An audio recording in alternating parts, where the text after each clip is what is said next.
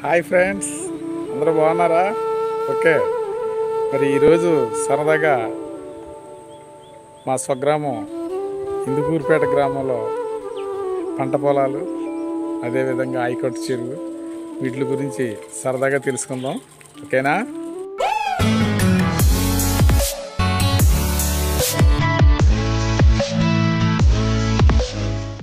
Hi friends, ఇది ఇందుకూరుపేట గ్రామానికి చెందిన ఆయకట్టు చెరువు.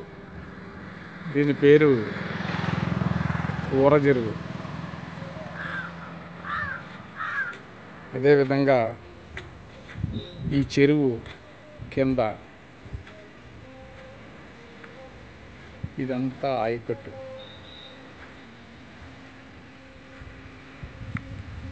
ఇక్కడ ప్రధానమైన పంట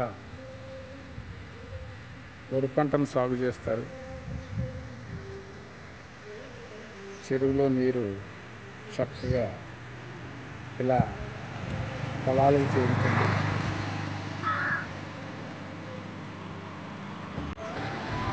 హాయ్ ఫ్రెండ్స్, ఇది ఈనుకొండ కాలువ. దీన్ని పెద్ద కాలువ అని కూడా అంటారు.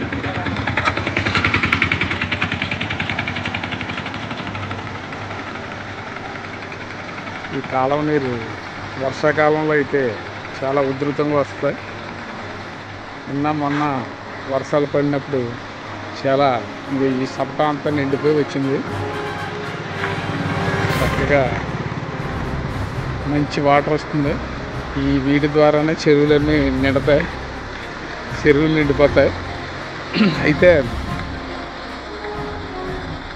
ముసిరిమిల్లు ప్రాజెక్టు ద్వారా కూడా మిగులు జలాలు ఈ కాలువలోకి వస్తాయి.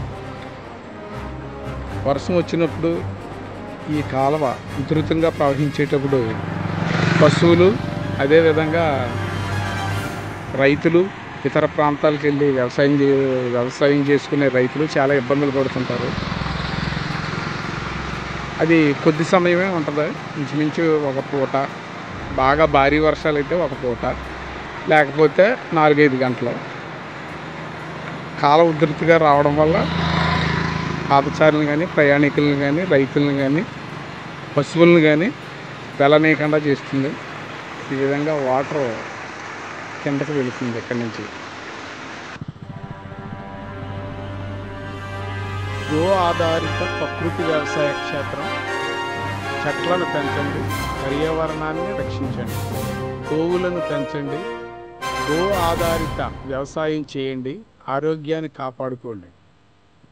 ఈ నినాదంతో మా గ్రామానికి చెందిన రావిపాటి గోవిందరావు గారు అనే రైతు ఈ విధంగా ప్రకృతి వ్యవసాయం ద్వారా వరి పంటను సాగు చేస్తుంటారు. దాంట్లో భాగంగానే ఈ వరి పంట.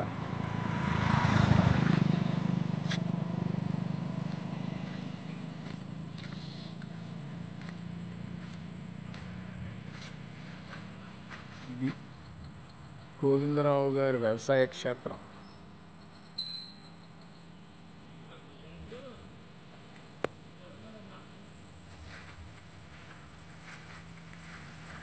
వరి పొలంలోకి వెళ్తున్నాం. సరదాగా వరి పంటని చూసొద్దాం.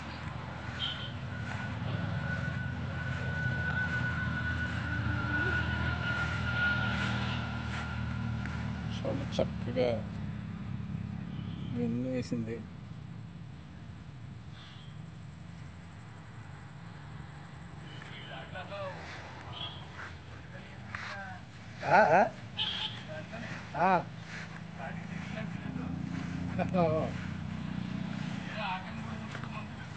ఏదో కొట్టుకుంటే వస్తున్నాను ఆ మూలం ఉంది కానీ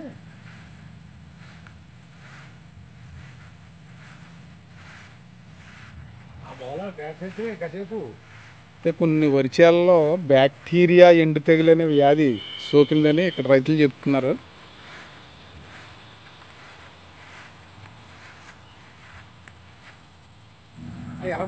ఇది మానుపండు తెగులు. ఈ వరికి సోకిన వ్యాధి మానుపండు తెగులు అంటారట. ఈ ఏడాది పంటల గురించి, వరి పంట సాగు గురించి మనం ఇందుకూరుపేట గ్రామానికి చెందిన కాలిచర్ల శ్రీనివాస్ అనే రైతుని సంప్రదిద్దాం, ఆయన మాటల్లో విందాం. ఏమిటి శ్రీని గారు, ఎలా ఉందండి ఈ సంవత్సరం పంటలో? ఈ సంవత్సరం పంటలో దిగుబడి అయితే అండి వర్షాభావ పరిస్థితుల వల్ల కొంచెం లాస్ అయ్యాం. కానీ గత 10 సంవత్సరాల నుంచి భగవంతుని దయ వల్ల ముస్లిం ప్రాజెక్ట్ రావడం వల్ల నీరుకి ఎటువంటి లోటుపాట్లు లేవు. కానీ ఈ సంవత్సరం పంటలు చాలా బాగుంటాయని ఆశించాం. కానీ ఈ అక్టోబర్ నెలలో అధిక వర్షపాతం వల్ల కొంచెం చేలు ఈనేటప్పుడు పొల్లిగాయ, ఎండు తెగులు, బ్యాక్టీరియా, ఆకు ఎండు తెగులు, ఇటువంటి తెగుల వల్ల కొద్దిగా లాస్ అవుతాం.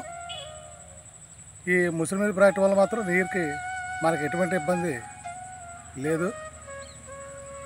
2 పంటలు పండుతున్నాయంటారా? ఒక పంట? 2 పంటలు మనకి గ్యారంటీగా పండుతున్నాయండి. ఒక పంట వరేసారు, నెక్స్ట్ ఒక పంట వరేసాం. మళ్ళీ ఆ పంట కూడా వరే వేద్దాం అనుకుంటున్నాం. కొన్ని చేలకి నీరు ఎక్కని చోట మొక్కజొన్న వేస్తాం. మా ఏరియా అయితే ముస్లిం ప్రాజెక్ట్ వచ్చిందా కొంచెం సస్యామలైంది సార్. ఇది వరకు మాకు ఇంత చాలా ఇబ్బంది పడిపోయేవాళ్ళం. పంటలో మా పెద్దోళ్ళు పుత్తు తాటలడితే ఎండిపోయేప్పుడు. కానీ ఈ ప్రాజెక్ట్ వచ్చిన కాడి నుంచి నీరుకైతే ఎటువంటి ఇబ్బంది లేదు. మన రైతులందరూ ఆనందంగా ఉన్నారు కదా? రైతులందరూ ఇప్పుడు పట్టుకు చాలా ఆనందంగా ఉన్నారండి. ఓకే అండి బాబు గారు, very very thank you. Okay, thank you. ఈ ప్రాంతం అంతా సస్యశ్యామలంగా ఉంది అంటే అది రాజశేఖర రెడ్డి గారి దయ అని ఇక్కడ రైతులందరూ అంటుంటారు. రాజశేఖర రెడ్డి గారు ముఖ్యమంత్రి అయ్యాక ఇక్కడ దేవీపట్నం మండలానికి దగ్గరలో ఉన్న గోకవరం గ్రామం రావడం జరిగింది. అక్కడ రాజశేఖర రెడ్డి గారిని ఈ ప్రాంత రైతులందరూ కలిసి, అయ్యా ఒక్క పంటకే మాకు నీరు చాలడం లేదు, వర్షాధారం మీద ఆధారపడిన భూములు మాయి మెట్ట ప్రాంతం, బీడు భూములు, మరి అందుచేత మా ఏజెన్సీ ప్రాంతంలో ఎన్నో కొండ కాలువలు ఉన్నాయి, ఆ కొండ కాలువలపై ఏదైనా ప్రాజెక్టు నిర్మిస్తే మేమందరం కూడా హాయిగా జీవిస్తాం.